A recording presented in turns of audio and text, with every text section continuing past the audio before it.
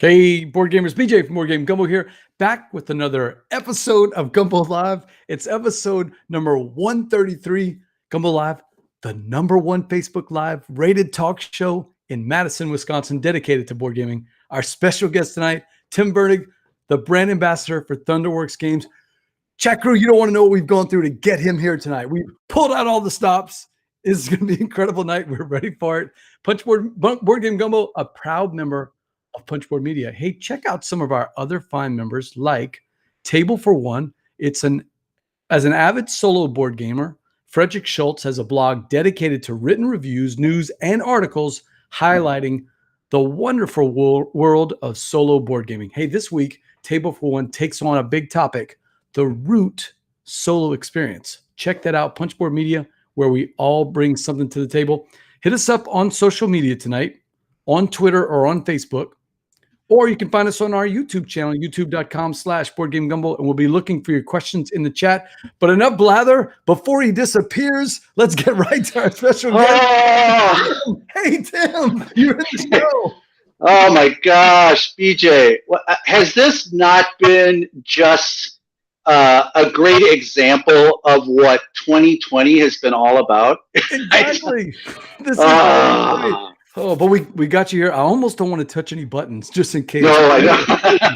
Yeah, we're going to do this. So, Tim, you and I have met at conventions. You're a presence on social media. We see you at Gen Con. But there are some people out there that maybe not are familiar with Tim or with Thunderworks. Give us the elevator pitch. Who is Tim Virnig? What's Thunderworks Games? Well, thanks, BJ. First of all, thanks for having me on the show. And sorry it's been such a pain.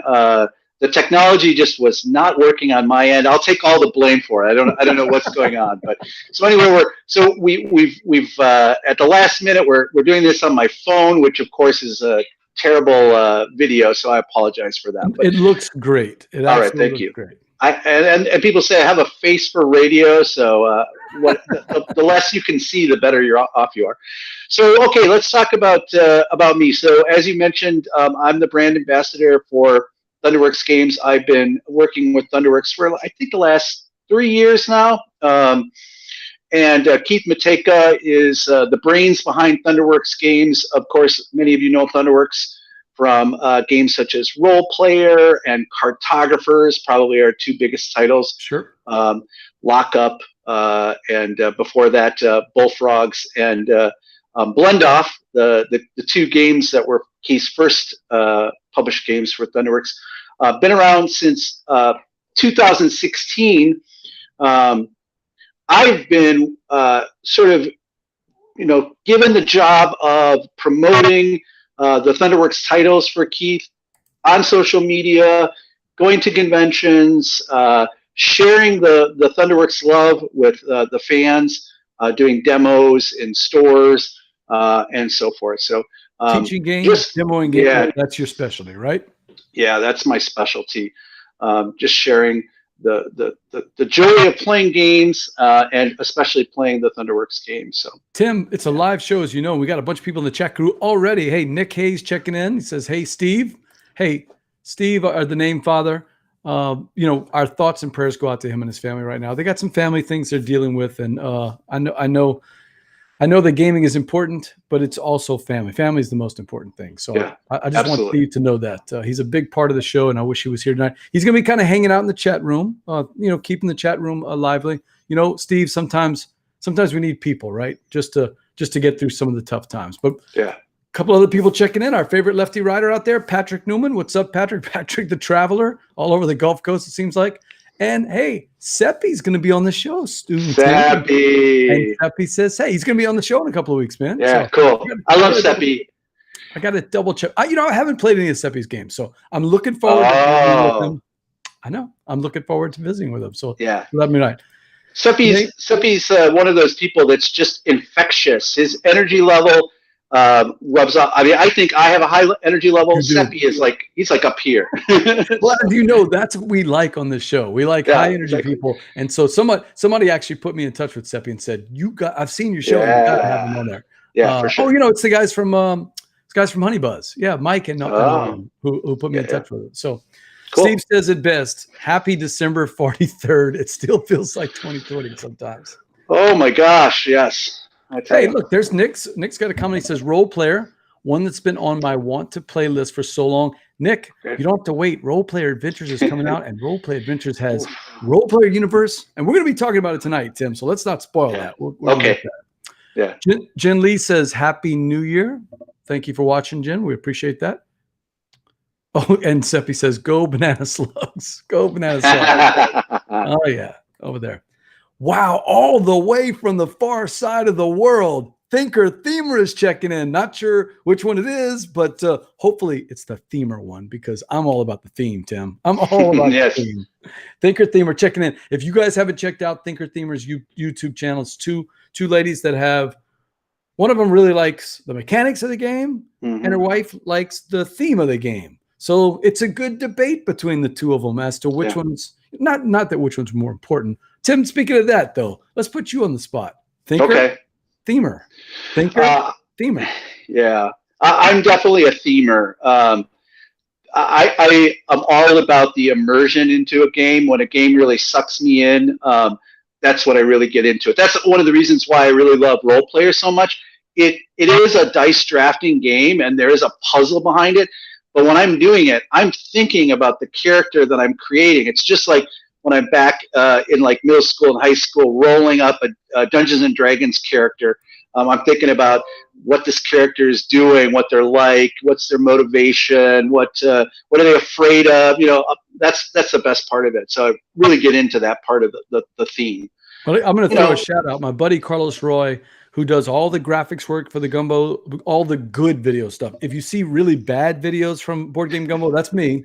If you see the well-produced, polished ones, that's Carlos. Carlos has a new game out, and it's called Super Roll Rider. If you like roll and writes, and I think you do, how about one where it's two people doing the old, like the old Punch Out with Mike Tyson? Remember that? How about that in a little roll and write? And somehow he did it. You conjure, you try to get your levels up and try to do a super punch out with the other guy. Of course, it's called Super Roll Rider, so a little bit different, but check that out. I'm the same one with you. I'm all about the theme. I want to see how the mechanics can tie back to the theme. My buddy Jason Dinger, who designed Captains of Golf, a couple of games like that. If you know anything about him, he's looking for that.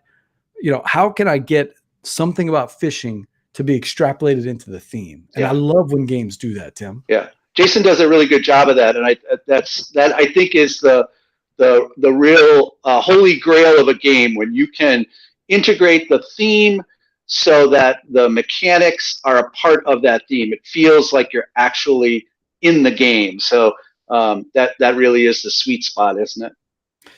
I say I love theme too, though. But there's something about having a game like a Coimbra, for instance. Whenever the mechanics are all just, as the word everybody uses is elegant, whenever you don't feel the mechanics anymore and you're just rolling dice or picking dice or playing cards and things just kind of naturally happen and you kind of almost see the way that they're happening, even though it's not thematic from an immersion sense, you're not being, no, I don't think, Tim, no one gets immersed in Portugal's history whenever you play Coimbra, but you get lost. You kind of get lost in the mechanics. So I do see why Amy is the thinker. There is a part of me, but that themer is always the one that wants to win, Yeah, Thinker Themer is my new favorite of end of 2020, 2021. So looking forward to what they're doing. It's a great channel. And if they weren't so far away, we could send stuff to them a lot easier. I mean, we sent stuff to Meeple University for Roleplayer Adventures, and I don't think we sent it to Stella and Tarrant. I think 2 months before, and it was right in the middle of the first pandemic lockdown. It took forever. They barely got it in time. So. Yeah, well, they put, they're on the other side of the world. We're lucky we can even find them there. So, yeah, Thinker Themer says, Amy, that doesn't surprise me. Amy loves Coimbra. She's going to like those sweet mechanics. There was one other thing, though. You are a fixture at conventions when it comes to demoing or it always seems like you're teaching or demoing or doing something. That's a tough job. I've done it for 6 or 7 companies. I can tell you the first day is always the roughest. By the end of the 4th day, I feel better. What's your secret, Tim? How can we be better teachers and demoers of games? Yeah. Well, I mean, I think the secret is to, first of all, when you play a game a lot or you've demoed a game a lot, it's really easy to sort of, just expect that people are going to understand it. But you really have to step back and pretend like it's the first time that you've ever played it. What I like to start off with is giving people a sense for kind of what the end goal is and then work backwards from it. So here's what you do to win. Here's what the win conditions are, and then work back to the mechanics of the game. Like it? And I also like to throw in a couple of key pieces, like here's some stuff that you might want to try for strategy. I feel like when you're teaching a game to first-time players, it's always good to give them a kind of a little bit of a leg up, so that at least they have a direction. They don't feel like they're like, I have no idea where to start. So don't spoil it for them, but maybe give them a hint about what they're looking for, right? Just a couple things, and then throughout the game to just remind them, hey, okay, now don't forget, there's going to be 2 more rounds, and you probably want to start doing, so that they don't get caught off guard. It's a better experience, especially when you're demoing a game. We want people that are playing like a game like Lockup or Roleplayer Adventures or Cartographers to kind of get a sense of like they want to be successful at it, really enjoy it, and feel good about playing it. So if you're playing with your game group and you're pretty competitive, you may do it a different way. but when it's complete strangers and you really want them to get the best of the game, it's all right to sort of kind of throw them a couple of freebies. Seppi wants to know, do you ask them, what's the way that they like to learn? What's their method before you talk to them? So if you're doing a group, a smaller group, like at a game store, you kind of have that luxury, but it's a little harder to do at a convention when you're kind of turning through the tables, because you may be at a table and somebody says, well, I just like to read the rule book, and somebody else is like, I like to be taught the game. You really don't have that option. Just like, okay, here's the rule book and take a look at it. But I think if you can kind of throw a couple of different things in to make sure that you're showing it visually on the board, that you're explaining it clearly for people who are auditory learners, show some example for visual learners. If somebody wants to read the rule book, well, maybe toss it to them after the game starts and let them look at it. Yeah, but I think after a while you do kind of into it. You can kind of into it whether the person hears better, sees better, yes, or is one of those that says, hey, just give me the dice. I'm going to figure this out. I had one.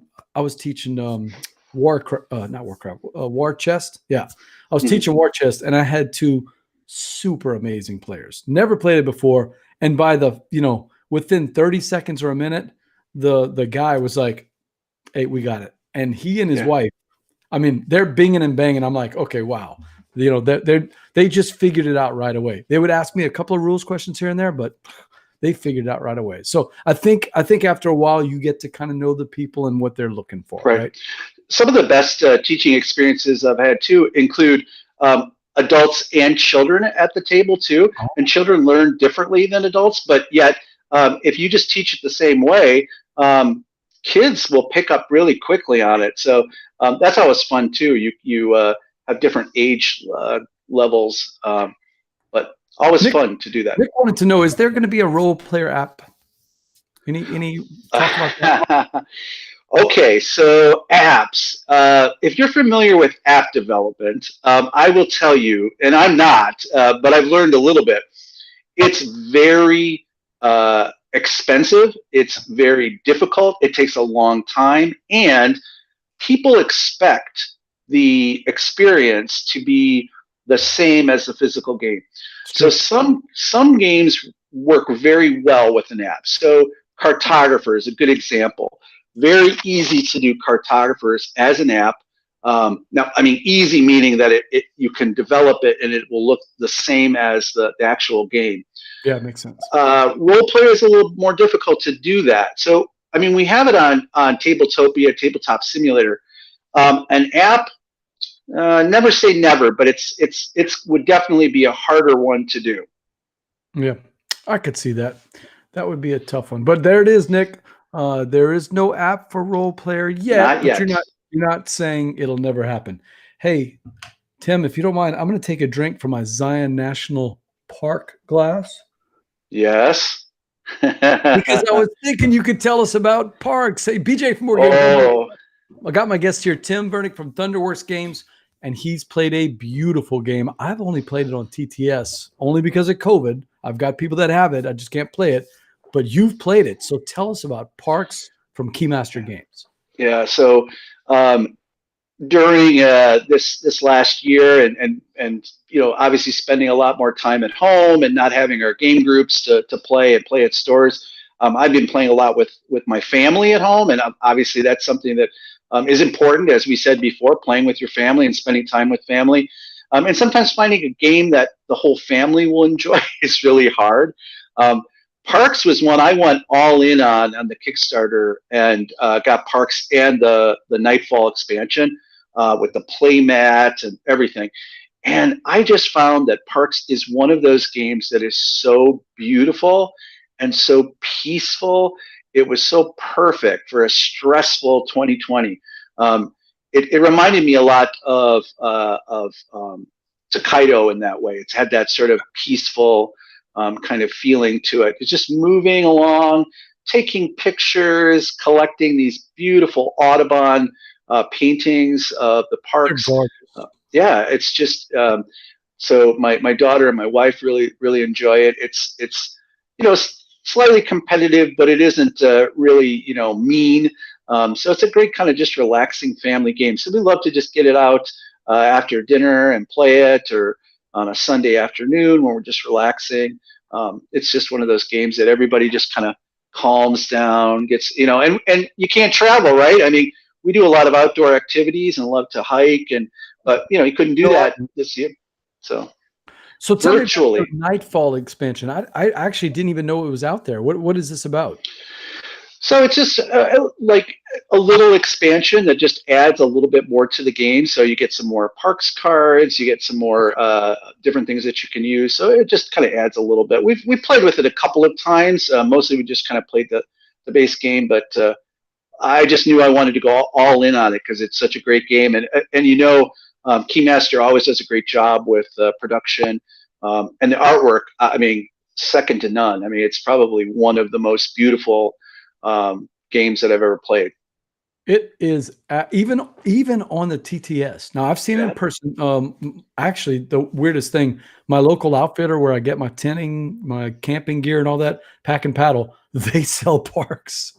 Like they've got 2 or 3 copies. They played it on their YouTube channel before. So that was weird. That was my 2 hobbies kind of crunching together when I walked into the store one day and I look and there's 2 copies of Parks there. Good on Parks for doing that. Keymaster Games, they're getting out to those places. Maybe they're catching new people to the hobby.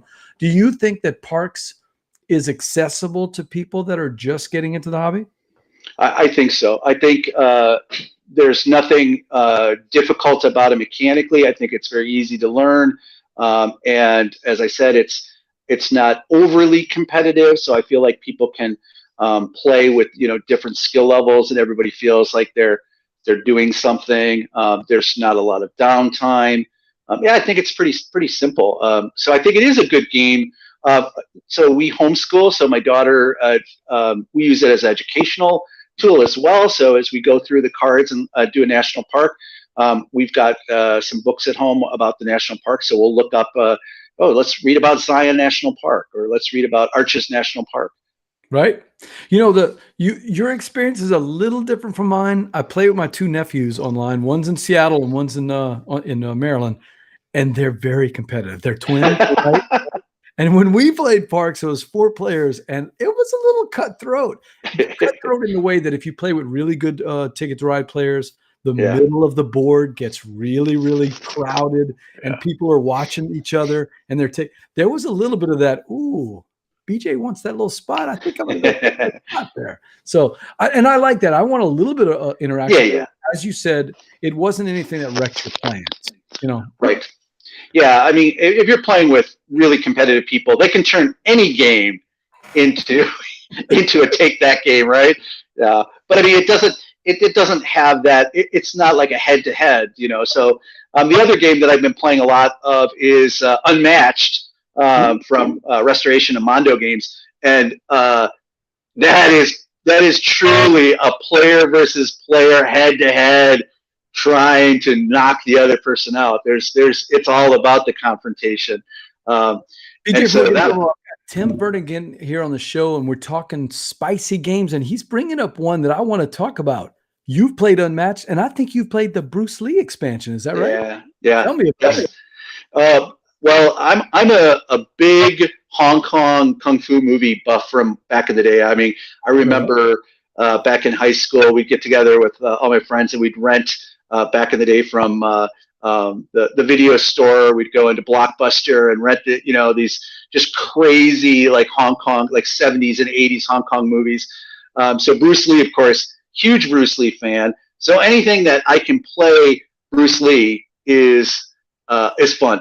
And what I like about Unmatched is you can bring these head-to-head battles with just crazy combinations. So you can play Bruce Lee, and you can play Bruce Lee versus Bigfoot, or you can play Alice in Wonderland versus Robin Hood. So there's just no end to the combinations. But yeah, Bruce Lee, it's a great one. The artwork is great on the cards, reminiscent of that sort of 70s Hong Kong kind of feeling. Do you have a favorite character so far that you've played? No, I like just mixing them up. Just like, like I said, just pulling out crazy combinations and just seeing what you can come up with. So Jeremy says Bruce Lee is the most OP character other than Little Red Riding Hood is not OP. By the way, I love Little Red Riding Hood. I don't know if it's OP. It's very lucky. That's the set that I've got out right there. Little Red Riding Hood versus Beowulf. Yeah. And whenever you're matching up the symbols on Little Red, oh man, she is tough to beat. Yeah. But if you're not matching up the symbols, you're in trouble. I guess you need to play better, but go ahead. Well, I was going to say that's the thing about Unmatched is each of the characters has a different style of play. So you have to learn how to optimize the play for that particular character. So if you may play Little Red Riding Hood one way, and you're not going to play it the same way with Bruce Lee. So they each have their own strengths, their own combos. It feels like Street Fighter, right? You got to remember the combos, right? So got to know the combos, and she's definitely combo heavy. Yeah, I'll tell you. I wasn't a Bruce Lee fan, but I loved Jackie Chan movies back in the 80s and 90s. Can you imagine Chuck Norris, Jackie Chan, Bruce Lee, all of our action heroes? You got Stallone and all these people coming in. Yeah. I mean, Unmatched is unlimited. There's so many different ways they could go with this. Yeah, I have a feeling that they're going to be bringing out a whole lot for quite a while in the future. So there'll be different stuff going on. Hey, Kids Playing checking in, and they said it's the tabletop version of Super Smash Brothers. That's not, yes. And they actually supposedly with the newest set that's coming out, they're going to have some kind of 3-player rules. So you play 2 players, 3 players, 4 players. I'll tell you, Unmatched is a blast. Not so much on TTS, although we do play it on TTS sometimes. Not so much there. Steve will tell you that it's a little bit wonky to play it on the computer. I much rather play it. I'd much rather play it live. I want to get these beautiful figures out, put them on the table, play really quickly with the cards. My son and I love playing one-on-one. I'm glad to hear that you guys like Unmatched. It's such a good 2-on-2 system. And look at that artwork, Tim. I like it. I like that style of illustration. So I find it's pretty cool. And the iconography is very easy to understand. It's not complicated. The other thing I like them. The only thing that if I could change one thing, it would be maybe change the style of the maps a little bit. I don't know. Just my feeling about it. Let's talk about this map right here. So I don't know if you've seen the exact new maps, and this is not a great shot of it, but this is a shot of the Beowulf versus Little Red map. On this side, it's got what you see as the normal map, and that's the big colors, the big reds, the big yellows, the big blues, and that helps you know what zone you're in. Because if you remember right, if you're a ranged weapon fighter, you can hit anywhere in the zone, right? No matter where you are. What is cool, and I don't think I have a good picture of this. Unfortunately, I don't. What's cool is on the back side of this, Beowulf board, when you flip it over, Ian O'Toole, who did the artwork for the map, took out all the colors and just put them into the rings. So Mhm. all of a sudden, I got to admit, all of the maps look like big blobs of green, yellow, blue, and pink, right?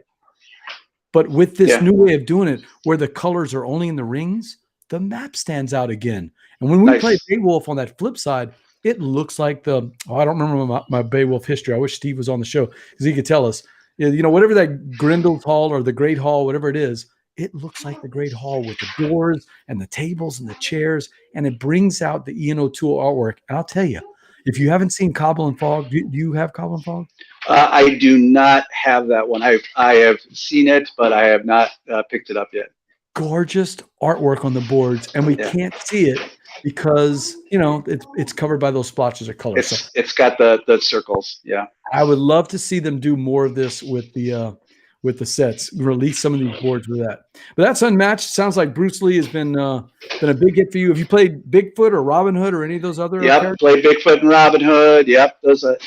I don't have the Cobble and Fog, and I don't have the Jurassic. The Jurassic one. Yeah. I haven't played. Or the Buffy. What's that? Or the Buffy. I don't even know if the Buffy Vampire Slayer one is even out yet. I haven't. Yeah. See, I don't have it. We should have a video out on it pretty soon. I have not gotten the chance to play it because Bradley has. I need to get that copy back so I can play. The only reason I got it, I don't know anything about Buffy.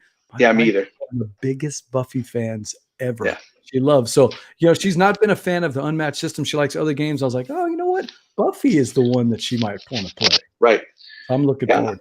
So that's what I think is great about the system too, is that introducing these characters that will connect with people in a way that's different.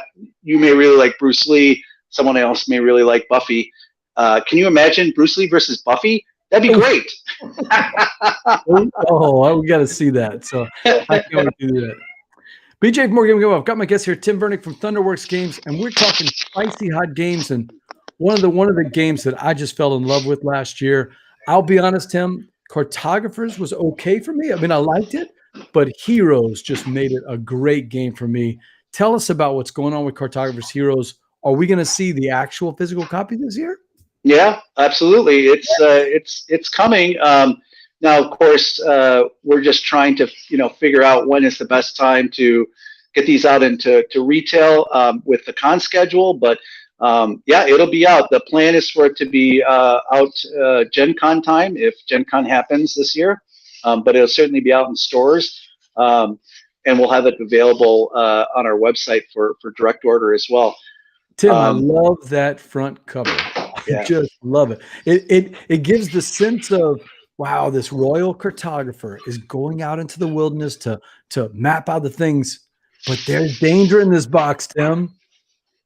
Yeah. Look, you've got a physical copy there. Oh, that looks gorgeous. Yeah, so this is a slightly bigger box, but it's essentially what it'll look like. So, I mean, the play is essentially more of what people love about cartographers, but now with one added thing. So obviously, for those of you who play cartographers, you're designing your map. You're trying to meet these edicts that the queen has given, which are the scoring conditions. Plays over the 4 seasons, and from time to time, those monsters appear. And when you're playing around a table, you pass your map to the person on your left or your right, and they will draw monsters on your map, which will ruin your day, totally destroy your plans.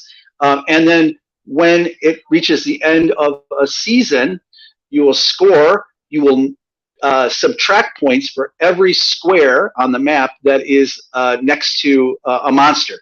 So the goal is to go in and block in those monsters. Now, with Cartographers Heroes, we are adding new monsters, and so those monster rates, and those monsters in Cartographers Heroes have lasting effects, which mean that the effects will continue on in different ways.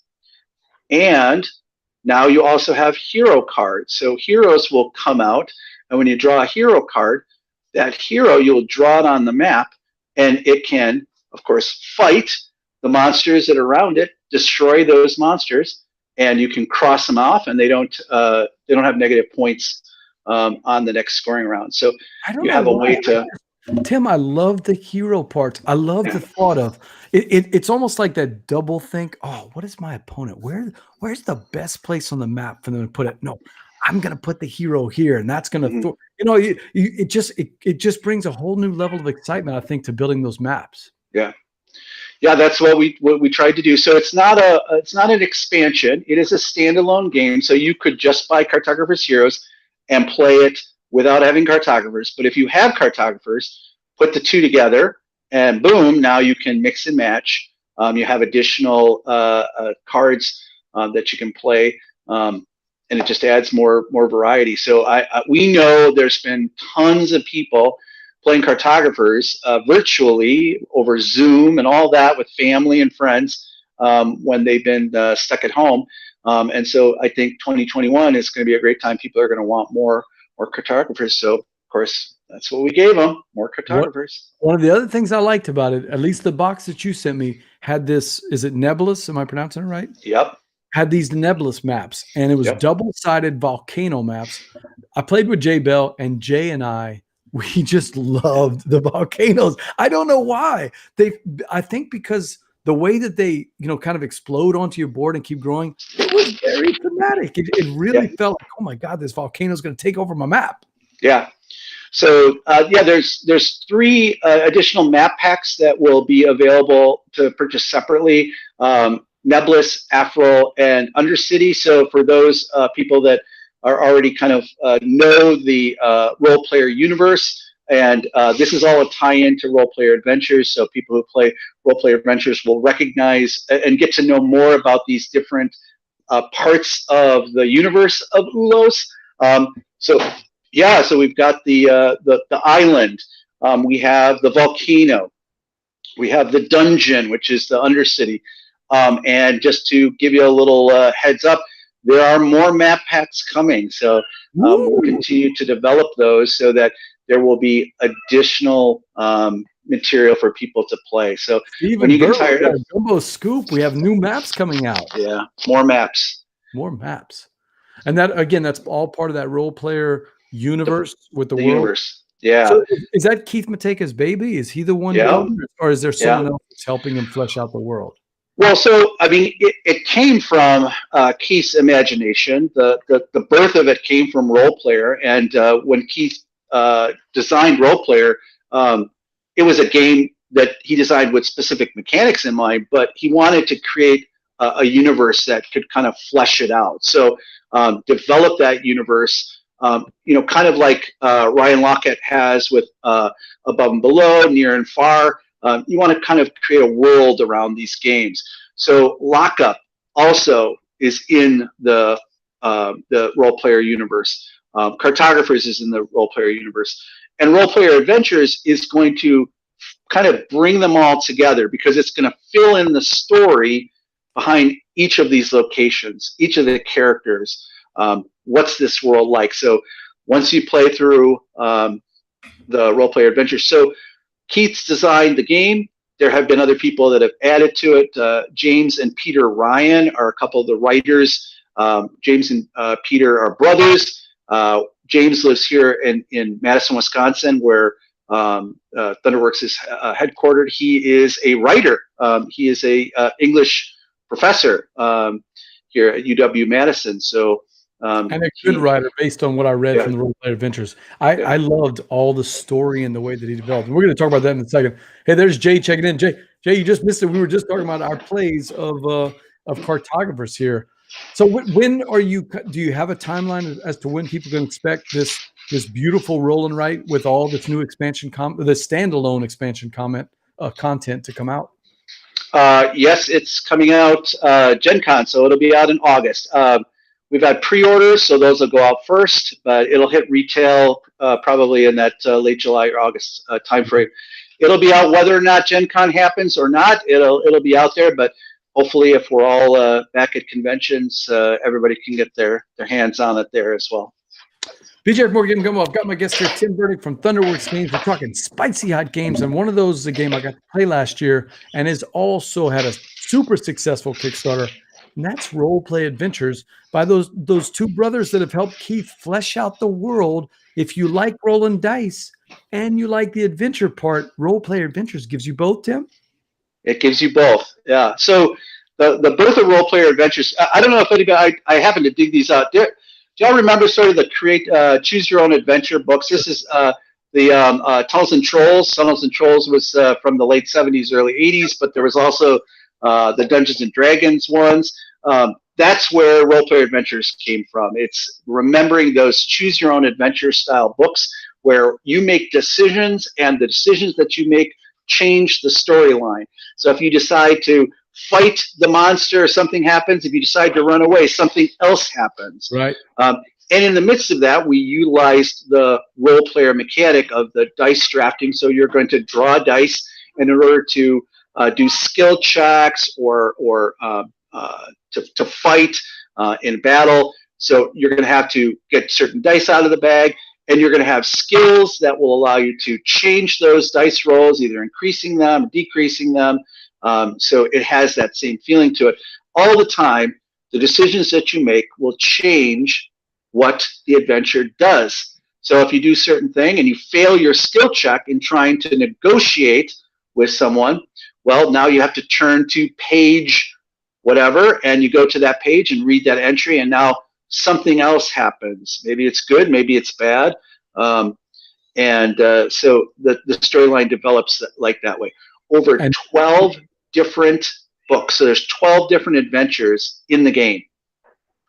And the decisions you make, Tim, sometimes they really come back. I mean, in fact, when you make the decision, there's a couple of times when I was playing those, I think it's the first 3 scenarios that I played, the first 3 books, which, by the way, D&D fans from the 80s and 70s, they've got that kind of feel like you're opening up a module and you're starting this whole adventure. I love that. That made me very happy, Tim. But I remember a couple of times where I'm going, oh, I know if I make this decision here, there's going to be something down the road that's going to happen. And they're looking for some of those. I don't want to spoil anything, for people. Just understand there's more than just make a decision, and then nothing happens. Remember in Above and Below, it was kind of like you make a decision. It just happens in that experience. And then in Near and Far, he took the world of Ours game a little bigger because it felt like some of the things would matter later on. Well, Roleplay Adventures just puts that on steroids.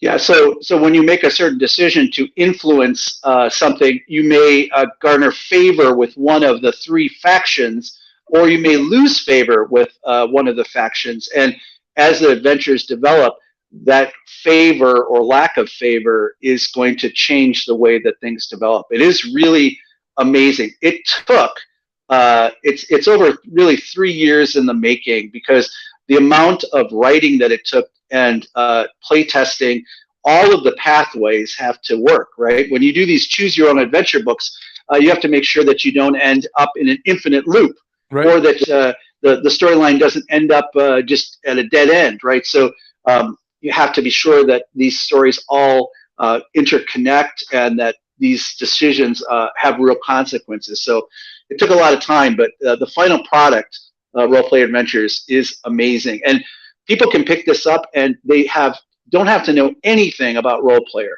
They don't ever have to have played any of the other games.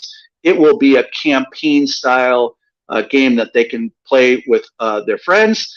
They can play it solo. You can play it solo, and then you can play with your friends, because when you play it the second time, the decisions that you make are going to be different, and it's going to change the outcome. Yeah, because you're gonna have different influence with if I remember right, 3 factions. Different influence with them, so the storyline could play. What's this picture that you sent me here? Is that new content for the adventures itself? Yes. So there was an added kind of storyline that interconnects through all of the 12 adventure books that are in the base game. That has a kind of extra campaign. That was part of the Kickstarter campaign and will be available separately for retail, but it adds another dimension. And I'm sure it's no secret, you can imagine, right? We've created something that we can continue to write adventures for. And I'll give you a little bit of, because we want some spice, right? We want to get some spicy hotness. A little scoop. We are working on a digital platform that will allow people to create their own adventures. Ooh. So there will be a kind of companion app that they will be able to develop a map, develop certain scenarios. So a kind of creating tool. You don't, maybe you just like to play the game and play the adventures somebody else wrote, but a lot of us may want to, create our own. So we're going to have that digital implementation that will allow people to create those scenarios themselves. This is going to go back for some people, but there was a computer game called Neverwinter Nights, and I just loved that thing. But what I really liked about it is fans would create. It was kind of an open source. Fans would create these modules that you could then take your characters in to play these little scenarios, and some of them just deviated far away from the Neverwinter Nights campaign. I mean, it was just these new types of campaigns you could follow. So good. I love the idea of you're allowing the fans to develop and create these new role play adventures. Yeah, Keith has always been really open to fan-based stuff. And so, I mean, you just go on to any of our games on BGG and you'll see there's fans developing solo challenges for role players. So we've got a couple super fans that are creating these monthly solo challenges, giving a set of kind of format, different things that you'll start off with, different dice you'll start off with, and see what you can do. And it's so that's all about fans creating maps for cartographers. He's all about it. If people love a game, they want to take it a step further. Great, we love it. Go for it. And that's Roleplayer Adventures. What's the timeline? When are we expecting that to get to the Kickstarter backers? That will be the same time, so that should be Gen Con as well. Big releases this summer. Yeah. BJ from More Game Gumbo. I've got my guest here, Tim Virnig from Thunderworks Games, and we're talking spicy hot games. And another game, look, this is going to get me super excited. You put a theme park and Vincent Dutray. Don't give me anything else, Tim. This is all you showed me. And I was like, okay, we got to talk about this game tonight. Tell me about theme parks. I can't find anything on the internet. It's like, I want to know, Tim. Give us the scoop. Well, so the reason you don't see very much is that there isn't a whole lot to show yet. So we're already working on the art. And as you know, Vincent Dutray's artwork is amazing. And Vincent Dutray, I'll say, talented artist, and like all artists, works on a timeline that is different than everyone else, right? You can't rush creativity, and you can't rush this. Look at this, man. So of course his work is amazing. Now the designer for this is a brand new designer, no other designs before. But Keith picked this up when somebody sent it to him, and his name is Nate Linhart, and he just fell in love with it. It's a great game. So we've been developing it since back early, late 2019, early 2020. Was it always theme parks, or did it morph into that when he picked it up? Yes, there was some talk of like, could we make it into the role player universe, but not everything fits in the role player universe. So this is one that we just felt it theme park was a great theme for it. And so it is, of course, it's a city building game where you are going to be developing your own theme park, building roller coasters and amusement rides and concession stands and crazy wild out carnies. No, I made that last part up. There's no crazy wild out carnies. But you'll past the crazy carnies, and then something happens depending on what you decide. Right? Get back behind the line, Jeremy. Right. So this one's it's got tiling where you're going to have certain sort of polyomino tiles that you're going to have to fit together. Roller coasters. Oh my god! He's trying to fit this into the role player universe. Yes, I know. We've tried to do that as well. But so there is a BGG entry for it. So if you want to go out, there's a little bit of stuff on there, not very much. This one we don't have a date for it.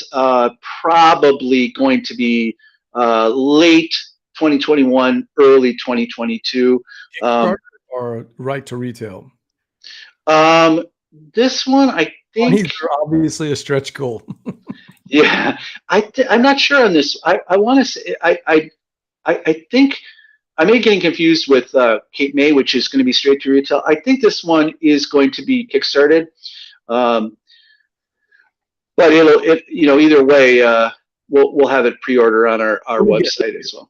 It is worker placement, and it's a little bit of tile building, right? And you're building out your theme park in competitors in competition with others, or is it one big theme park that we're all building?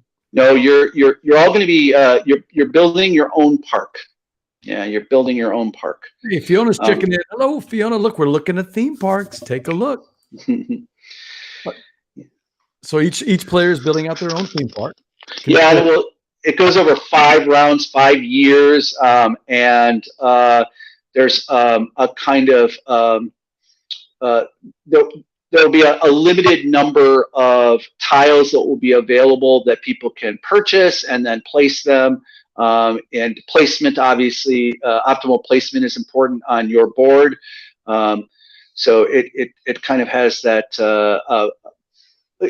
That part of it reminds me of Barren Park. If you play Barren Park, feels like that. You're kind of, but I'm looking at this cover, and is this cover giving us any hint a little bit as to what's going on? There's kind of some roller coasters there and some midway rides there. Yeah.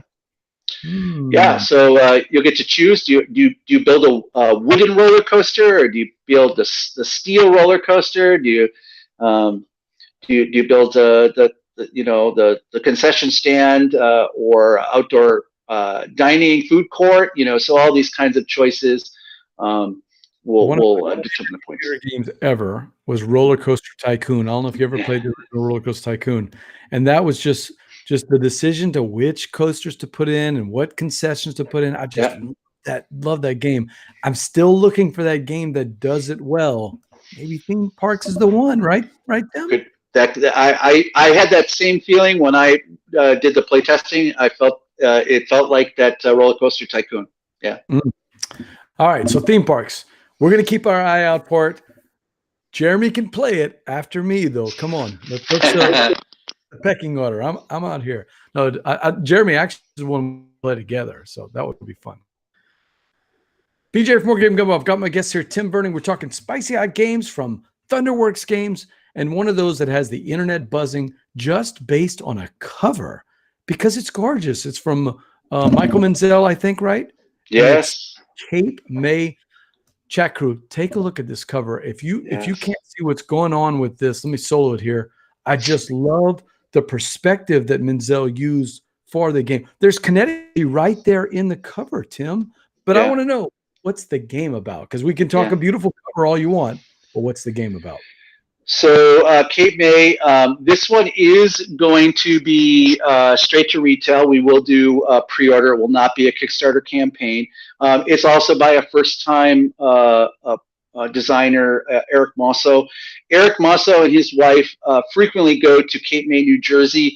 Cape May is an actual place. It's a historical seaside town in New Jersey with an iconic lighthouse. So the lighthouse plays a very important role in the game. The lighthouse, we will have a beautiful 3-dimensional lighthouse figure that will be in the game that you'll be able to put on the board, and it'll be overlooking the town of Cape May. It is also a city building game, also an economic game. So you will have cards that have movement, number of movement spaces on it. You will move throughout the city of Cape May, developing. You build a house, you'll build a business. You will take that house or business and upgrade it to a Victorian house. Upgrade your business to a larger business, and that will give you more money, which will then in turn allow you to develop more properties on the map. So you're trying to build in different regions. Building, right? What's that? A little bit of an economic engine building along with the tile building, right? Yeah. And also the strategy of where you're going to build. So do you build farther from the seashore, or do you build right on the boardwalk, right? So, and you'll have, each player will have a secret objective that they're trying to reach to get points, as well as scoring for how many landmarks that you've built. and the landmarks. We have these great little fences.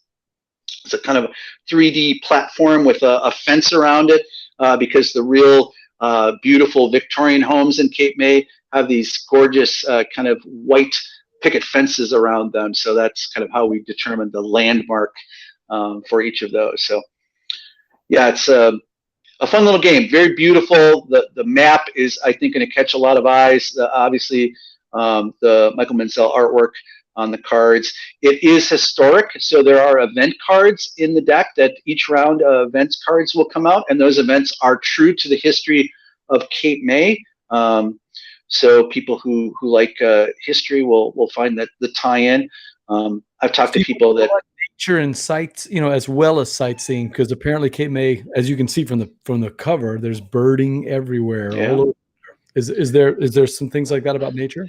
Yeah, there's birds in there. So there's a set collection of birds. You'll collect bird tokens and try to get points for collecting the birds. And each of those bird tokens has different birds on them. So, well, the designers really know this area well, and they're paying a beautiful homage to their place, their favorite place, right? Mm-hmm. Yeah. So 2021 and 2022 is going to be about stretching the Thunderworks catalog a little bit, introducing some games from some first-time designers. But I think these are some great games that people are really going to enjoy. They're not in the role player universe, but they are going to be fun games for people to add to their collection. And don't worry, we've got role player and cartographers stuff coming, so those people will get their fix as well. So 2020 was a big year for us. Really successful Kickstarter for Heroes, great Kickstarter for Roleplayer Adventures. 2021, those games are going to hit the wild, and other games coming behind them. So continues to be a lot of positive buzz, and we're really excited about what's to come. Do you know how heavy Cape May is going to be? Yeah, so I have a hard time with weight. I'm going to probably maybe compare it to other games. Yeah, I'm just trying to think what it would be similar to. I'm thinking of Agra was another Michael Menzel artwork, and yeah, that's so heavy for me at least. I'm gonna just I'm gonna wonder what Agra is for weight. Let me just take a quick. If I use the BGG, so Agra is, according to BGG, is pretty heavy. It's like 4.37. I'm gonna say probably this isn't that heavy. I would say it's probably 3.5, maybe pushing 3.75. I don't know. Okay, so yeah, more medium heavy. That's gonna make our friend Philip Millman very, very happy there. Yeah. Have you played Rajas of the Ganges? No, that is one I have not had a chance to play. Yeah, I was wondering if maybe it's tied into that. Jay was thinking, what about that one there? All right, it's Cape May. We're going to be looking out for it. The internet was a buzz when that cover came out. Let's see what the gameplay is. First-time designer from Thunderworks Games. As you said, stretch the catalog a little bit, looking at some more classic Euros, and you got me excited about what's coming out there. So that is going to be good. All right. Hey, Tim, this is a board game show. And if we're a board game show, we got to play a game on the board game show, right? Okay. All right, good. We're going to play a quick game. It's a game. Normally, I have Steve on to talk about it. It's the envie game, and the envie game. It's just a Cajun word that means a hankering, something you really want, a game that you really want to play. Maybe jonesing would be a word that, or a hankering. We say you have an envie for doing that down here. So I'm hoping that you've got a game for us that's got an envie for. And we're going to try to guess it, so don't tell us what it is. I'm not going to tell you. Okay, good. So Steve's playing the envie, and Seppi, you're going to have to help us out. Get those questions out there. So I'm going to get my questions. Do you understand the rules of the game? Pretty simple, right? Yep, I'm ready to go. It's roughly about 20 questions, but give or take. I'm going to be competing against the chat crew. Berla's out there in the chat too, so I'll be competing against Steve and Berla this time, so I'm sure I'll get smoked. But let's see. First question I always ask, though, try to narrow it down a little bit. Is it a competitive or is it a cooperative game? I'm going to guess that it's a competitive game. Okay, so here's the deal. This is what makes this tricky. The answer is yes to both.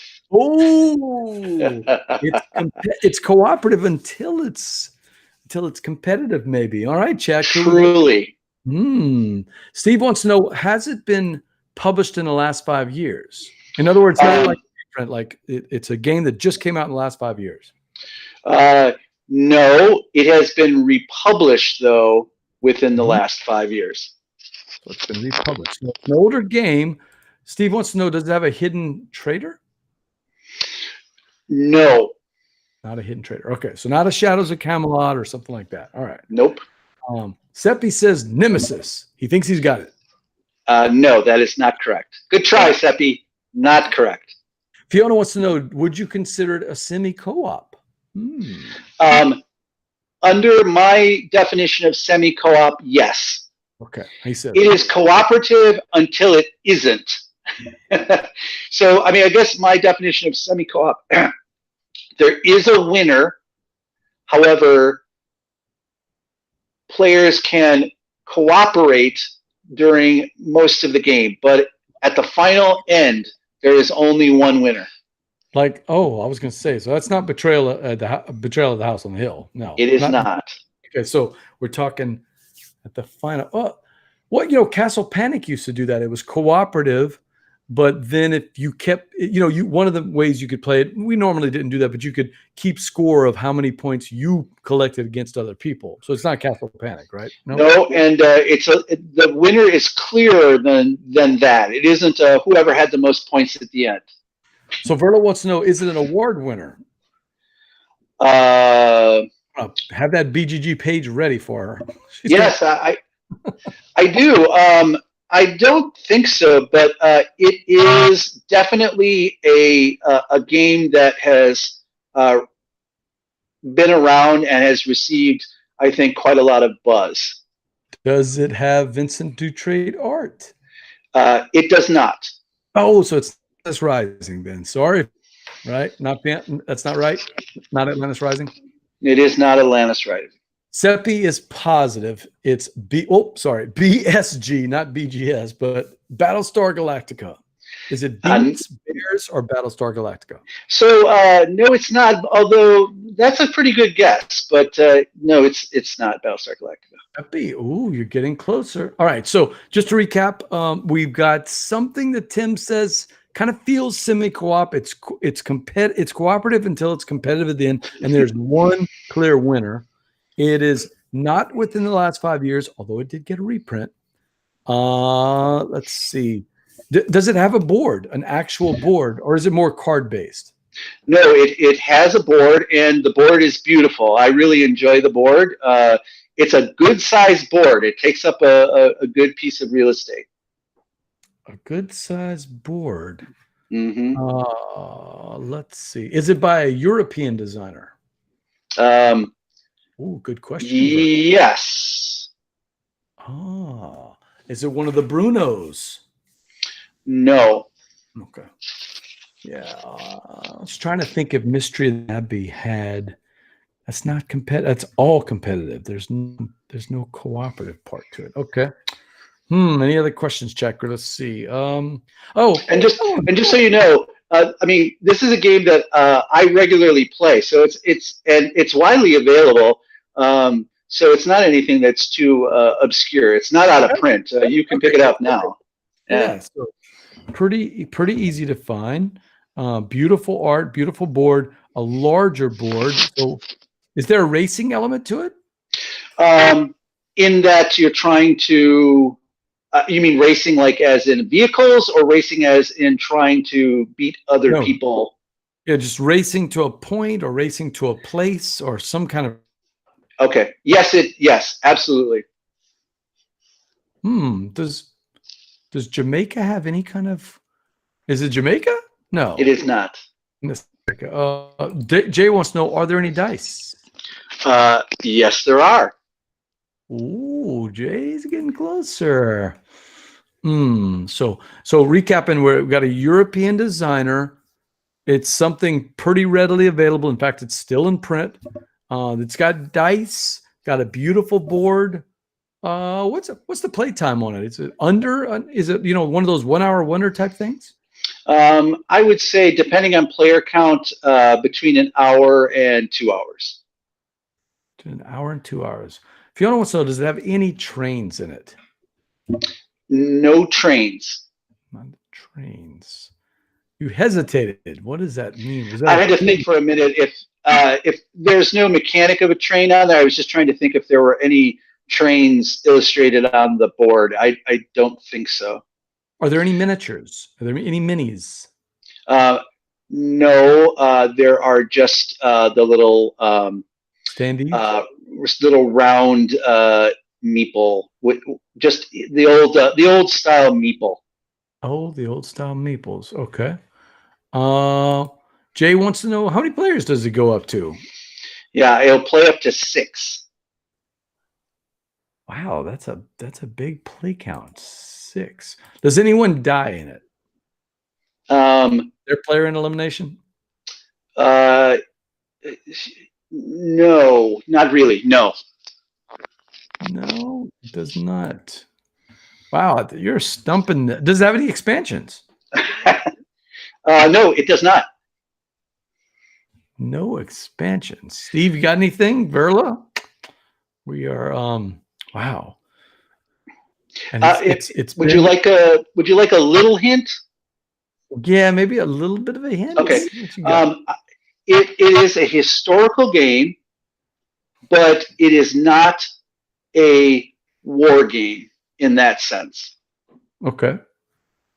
Historical, but not a war game. So it's not Memoir 44. No.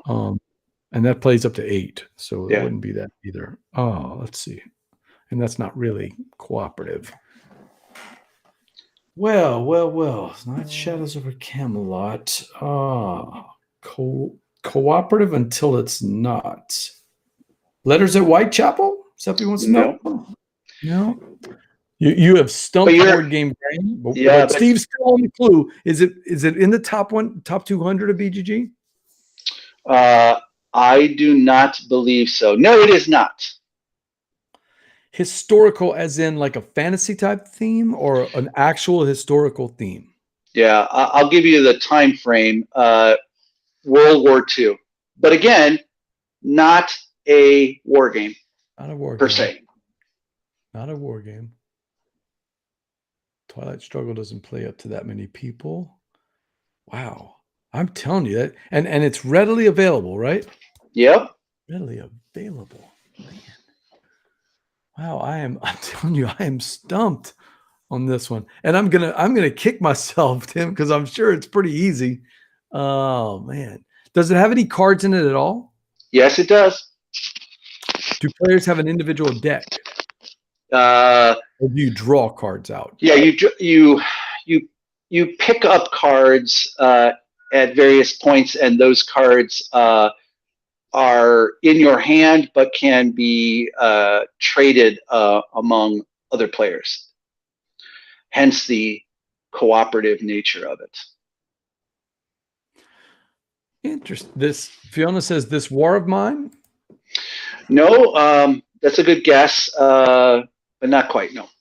Yeah, and that's World War I, if I remember right. Right. This War of Mine actually is after. No, it's more like the 1980s, 1990s Eastern Europe. What's the one that I'm thinking of where it's World War I? It has the cartoon art to it. You have the little bullets. Yeah, that's I know I can't think of it off the top of my head either. The Grizzled. The Grizzled. That's what I was thinking. Yeah. She said those War of Mine. Yeah, that's two totally different games. You're right. Yeah, two totally different games. All right. Yeah, the Grizzled. Thank you. Steve. Well, let me know if you want more hint. Yeah, let me just see if there's any other questions I hadn't thought of. Wow. No, I am. Would you consider this a Euro style game? No, not at all. No. So it's Ameritrash then. Hybrid? Yes. So the main mechanic of it is roll and move. Fortune and Glory? No. No, I was thinking Fortune and Glory. That's not really World War II though. World War II theme. It's roll and move with a World War II theme. Chat crew, I think I'm gonna have to call this one. I think we're all Steve, what do you think, man? I can see your face. You look Did I like you don't stump know you? anything. You want a publisher? I give you a publisher. Oh, yeah. Give us a publisher. All right. Yeah. It's published by Osprey Games. Okay, Osprey Games. Let me think. The original designer in 1973 was a general during was a British major, excuse me, a British Army major. Wow, I'm literally gonna kick myself whenever you say the name. I just don't know. It's probably that a lot of people don't play it. I think it is a game that is underappreciated. A lot of people don't, may never have even tried it because it seems so old school, but it is a lot of fun. You want it? You want the title? Give it to us. It is Escape from Colditz. Escape from Colditz. Yeah, we were just Steve, I know. I was just talking with somebody about this not that long ago. I want to say Marty and Tony were playing it maybe recently, and we're talking about it maybe on the show. Escape from Colditz. I've actually never seen it in the wild. I know the game. I've just never played it. So tell us about Escape from Colditz. What's the main thrust of the game? Yeah, so it is you are playing Allied soldiers that are prisoners of war in the Colditz prison, and so the reason it's semi-cooperative, one player plays the German guards, everyone else plays the Allied prisoners. The goal of the game is to escape from the Colditz prison. And the winner is the first person to escape. So it's cooperative in the sense that everyone is trying to escape up until the point in which someone really gets the breakaway, and then it's every man and woman for themselves. All the time, the German guards are trying to lock them up and send them into solitary confinement, which then brings them back to sort of the prison cell. So it's a roll and move, so you roll dice. But it's a little bit more complicated than that because you're rolling, and then you can split up your movement on your different pawns. So you may move one pawn 2 spaces, another 5 spaces, whatever. So you got to kind of balance it out, and then you're collecting items.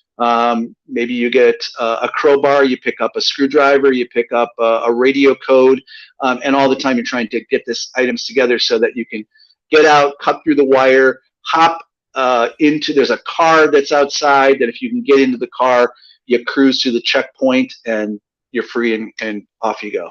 I think it was the Secret Cabal. Now that I say it, was it the Secret Cabal recently that was talking about playing an old classic Escape from Colditz? Well, I wouldn't put it past them. So yeah.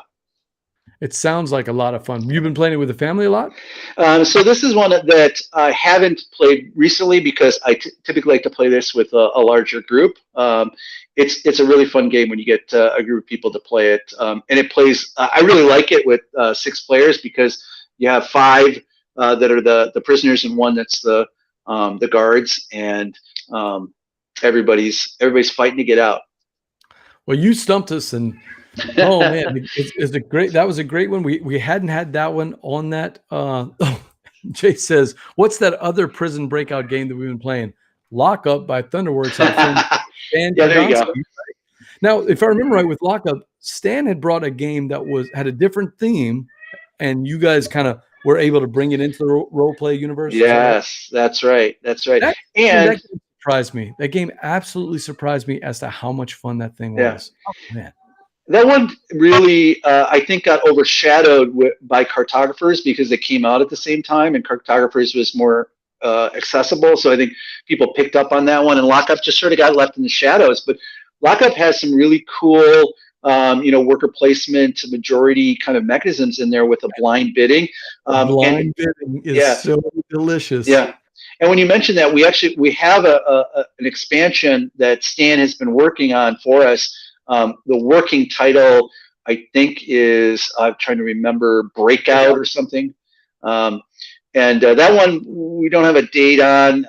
It's sort of 2020 has been hard to really do a lot of play testing, and Stan's been busy. But Stan's right here in Milwaukee, Wisconsin, not far from us, and so we're neighbors. So we like to. Jeremy Howard. Jeremy Howard's the one who turned us on to Stan Kordowski's games, and he just keeps coming out with just game after game. And actually, I think like every game seems to get better and better. So I can't wait to see what he's going to do with Breakout. Lockup itself is a great game. I can't wait to see what he's going to come out with the new expansion. So we'll look for that in a year or two. Breakout, maybe get some sneak peeks as we're going along. Sure thing. Game time presented by Board Game Gumbo's Laissez le Bon Temps Roulette. Our cards, you can find our Bourrée cards. Have you ever played Bourrée before, Tim? I have not. It's our little Cajun poker game. Yes. As you know, but we got all the rules inside there, and you can check it out. That's the Envie game. All right, board gamers, that's it for another episode of Gumbo. Tim, I want to thank you. We finally figured out the internet issues. Yes. If people have any questions about any of the awesome games that you've talked about with Thunderworks games, how do they get in touch with you? Well, all over the social media, I'm on. It's Tim _Virnig. That's VIRNIG. And Facebook. We have a Facebook Thunderworks Games page, also a Roleplayer Universe fan club page if people want to get hooked up on that. So yeah, just come find us. And in 2021, if we're back at the conventions, love to see everybody come and check out our booth. We're hoping to be back and face to face if we can do that. But next time we're all together, come check us out. I'll be there. Board Game Grand. Thanks so much. Love your work. All right. Digital Lake, our Facebook page. It helps us get the word out about all of our upcoming shows, and our Facebook or our YouTube channel. It helps to get the word out about all of our upcoming shows, including we've got Dennis K. Chan, the designer of Beyond the Sun, coming in next week from Rio Grande Games. Can't wait to do that. I'm BJ Board Game Gumbo. And until next time, Tim, laissez le bon temps rouler.